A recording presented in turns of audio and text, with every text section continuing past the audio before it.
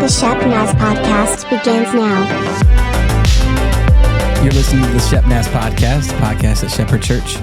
Everything we do here is to connect our community in a meaningful relationship with Christ, and we're expecting great things. My name is Joey. I'm the host of this podcast, and today I'm joined by Pastor Rob Paul. We're going to continue in our devotional series on our identity in Christ.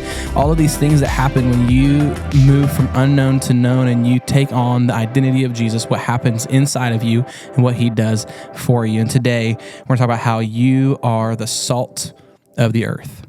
Pastor Rob, hello. What's up, man?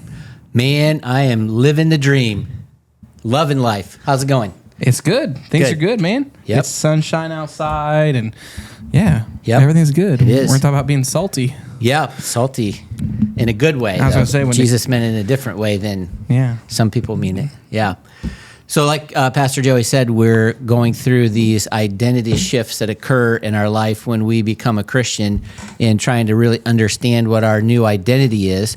And this one, I think, is number 23 out of 30-some, and it's found in Matthew chapter 5, and when Jesus begins the Sermon on the Mount. So Matthew chapter 5 is the beginning of the Sermon on the Mount when Jesus preached this long sermon, and he goes right into the Sermon on the Mount by giving the Beatitudes, the whole blessed are you if you are this, and then this happens to you or whatever. And when he's done with all of that, he kind of begins this teaching segment, and he looks at the people that are there, and he's talking to people who have given their life to him, and he says, you are the salt of the earth, but if the salt loses its saltiness, how can it be made salty again? It's no longer good for anything except to be thrown out and trampled by men. So the identity thing that occurs for us is that when we give our heart and our life to Christ, we become something that the world needs. And there's kind of two things I think that Jesus was talking about here. First of all, there's the properties of salt that we possess the properties of salt. And we'll talk about that a little bit, but we also have, salt has a function. It does something. Yep. And so we do that as well. Interestingly, when Jesus made this comment, like when we hear somebody say, well, you're the salt of the earth, I don't know if it really strikes you as like a huge compliment, but when Jesus gave this expression and he said to the people that were there, it was literally one of the greatest compliments that could be paid to any man at that time. So people were like blown away that Jesus would say that. It wasn't just like now we just think, that's cool. But it was a huge compliment. In the ancient world, salt was highly valued. The Greeks called salt divine. And in a phrase which is Latin and kind of a jingle, the Romans would often say, there is nothing more useful than sun and salt. And so when you were to be compared to salt, it was a huge compliment. And so Jesus was saying that when we give our lives to Christ and he changes our identity, we become something that the world really needs and something that the world really wants.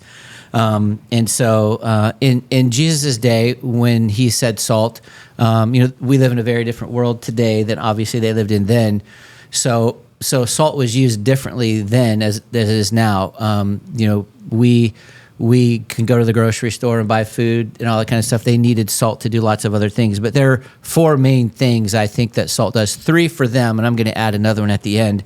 And the first one is that in Jesus' day, salt was connected with purity. And so when Jesus said, you're the salt of the earth, they understood that because salt was one of the purest things that was there. It was pure because it came from the purest of all things, which was the sun and the sea. And so they connected this with purity. And what Jesus is really saying is that because when we're Christians and we give our life to Christ, there's a property that we should possess, which is purity, right? But then there's also that function that we provide of purity as well. So if the Christian is to be the salt of the earth, we're supposed to be an example of purity. One of the characteristics of the world that we live in now is that it seems like we're redefining everything. And in the process of redefining everything, the standards get lowered quite a bit. And I think that the idea of us being the salt of the earth, Jesus is talking about that standards don't change and the purity level of purity doesn't change. And so when it comes to honesty is still honesty, and to be the salt of the earth is to maintain that standard of honesty or diligence or conscientiousness or morality or whatever. And I think that in Jesus calling us the salt of the earth, he would say that we should be the ones who hold the standard of purity in speech and conduct and in our thought life. And we shouldn't be quick to change the definition of things. And so there's this level of purity and just 100% consistency. It's the real thing. And that's one of the things that I think Jesus was talking about. Another thing that salt did, and we don't use it that much in the world that we live in unless you prepare your own meals or meat and that kind of stuff, like you butcher a cow or something, you preserve it. But in the ancient world, salt was the most common of all preservatives. It was used to keep things from going bad. And literally, if you could take flesh from an animal that was dead, if you don't do anything to it, it's going to begin to decay and putrefy and all this other. But if you treat it with salt, it would maintain its quality for a long period of time. You could eat it. Like one of the things I like to do, I like to hunt, and when I hunt, one of the things I like to make is jerky, and salt is something that you put in jerky, and you mix it in with the other stuff, and you literally can make some jerky, and then the meat can sit around for a long time, and it's still good, and it's because of that salt. So it really preserves things, and so the parallel here for Jesus calling people salt is that as the people of God, we would preserve our society from corruption. We would maintain the standards that Jesus has in right and wrong and in morality and in character. And again, that salt would be like a cleansing antiseptic that would keep the germs and everything away. And Jesus was saying that Christians should be the cleansing antiseptic in any society that we happen to live in, and we must be the person who, by our presence and Christ's presence in us, defeats corruption and makes it easier for other people to do good as well. And so there's that idea of purity, and then the idea of preservation, and then the third thing, and this is probably the most common for us today, is that salt, the quality of salt lends good flavor to things. Like, it makes it better. Yeah, like I love popcorn with lots of salt on it, and there's kind of the two flavors of snacking, at least for me, is salty and sweet. And salt, you go from one to the other, back and forth. But anyway, what Jesus was saying is that as salt makes food taste better, that Christianity, or a person living a life as a believer of Jesus, should make life better. Yep. Like Christianity is to life what salt is to food. It should lend flavor to life. And so the idea of this is that when people look at Christians or they see Christians, they should see something that's appealing or attractive or something that they desire. Unfortunately, so many times, the tragedy is that often people have connected Christianity with precisely the opposite. They've connected Christianity with that which takes the flavor out of life. So that's unfortunate, because Jesus was saying that you should be something that adds season and fun and joy to life. And so many times Christians don't. Kind of a historical lesson is Constantine, way back in the day, made Christianity the religion of the Roman Empire. And so we know that he did that. But after him, there was another emperor who came, and his name was Julian. And he had kind of wanted to turn the clock back and bring back the old gods and get rid of Christianity, because he said this, have you looked at these Christians closely? Hollow-eyed, pale-cheeked, flat-breasted, all they brood their lives away, unspurred by ambition. The sun shines for them, but they do not see it. The earth offers them its fullness, but they desire it not. All their desire is to renounce and to suffer, that they may come to die. And so Julian looked at the Christians after Christianity had been made the state religion or whatever, and he's like, there's nothing really attractive about that to me. They were all moping around, griping and complaining and suffering, and had the martyr complex and all this other kind of stuff. And it was a big deal. And a lot of people still look at some Christians and they're like, if that's what being a Christian is, I don't really want that. Two quotes I came across were, one of them, Oliver Wendell Holmes said, we all know who he is. He said, "I might have entered the ministry if certain clergymen I knew had not looked and acted so much like undertakers." And I'm like, that's not great, right? And so they looked at guys who follow Jesus and they're like, I don't think I want to be like that. And so they miss out on it. This coming Sunday is Biker Sunday at Shepherd. Guest speaker Pastor Anna Seward will bring the message, and there'll be a biker blessing. Services are at 9 a.m. and 10:45 a.m. After the second service, bikers will ride to Utica to enjoy some ice cream at Yo Mill. Find more details about all upcoming events at shepnaz.org/calendar. Another guy, Robert Louis Stevenson, said, he wrote in his diary, he says, as if he was recording an extraordinary phenomenon, he said, "I have been to church today and am not depressed."